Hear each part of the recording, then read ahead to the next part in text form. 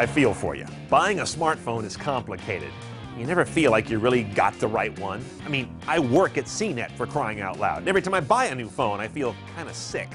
I'm Brian Cooley with top 5 things to think about when buying a new smartphone.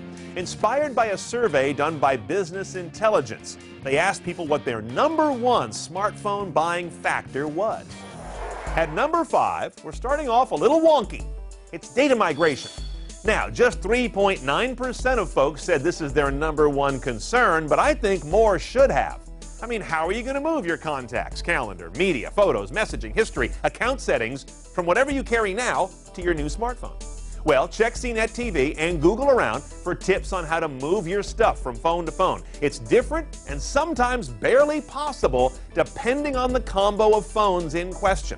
And pack a lunch. You may end up doing it several times before it gets done right. Number 4, 7.2% of you said carrier. Does the carrier you want offer the phone you want? Now, it'd be pretty damn frustrating if you lived in Illinois and wanted to buy a Honda Accord, but they only worked on roads in Wisconsin. Sure, you could move, but is it worth it? That's kind of the situation with phones. So as much as I hate to give the carriers that much power in my life or yours, that might be where you want to start your search. Number 3, surprisingly, is app selection. I say surprisingly because just over 8% of you said this is the top priority, but there's all that hype around apps. Much of what makes a smartphone smart are the apps you load on it. But clearly a lot of folks remember that the web, which all smartphones access, is kind of the ultimate app. And oh yeah, call quality still ranks higher than Angry Birds. Well, for now. Number 2, now we get into some big numbers, is features. 33% of you said this is your #1 concern area. This is stuff like screen resolution, battery life, keyboard type, the cameras, the storage, does it support flash? But don't fall for the spec arms race.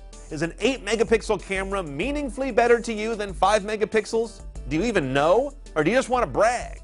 Can you really see that extra bajillion dots of screen resolution, or is a really good screen really good? Read our reviews because we tell you what specs make a real difference, and so do the users who chime in as well. Before I get you to the #1 thing people cite as their main reason to choose a smartphone, let's look at the one that ranked bottom of the list. Price.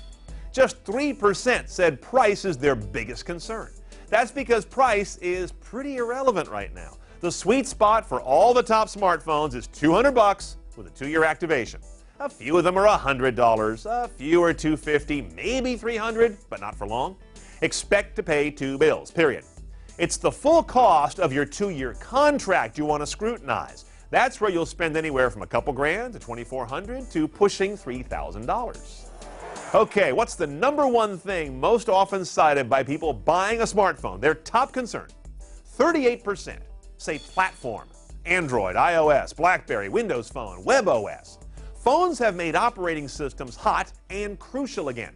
The operating system the phone runs on dictates what it's good at in many cases, and how the interface looks and feels. The stuff you have to look at and navigate every time you pick up the phone, so you better like it. And platform also determines which tech jihad you've just signed up with, which fanboys will diss you, and the comments your smug techie friends will make behind your back. So you see, a lot rides on platform. Okay, hope all this has helped. And remember, relax. Whatever you get, something better comes out next week. For more Top 5s like this, go to top5.cnet.com. I'm Brian Cooley. Thanks for watching.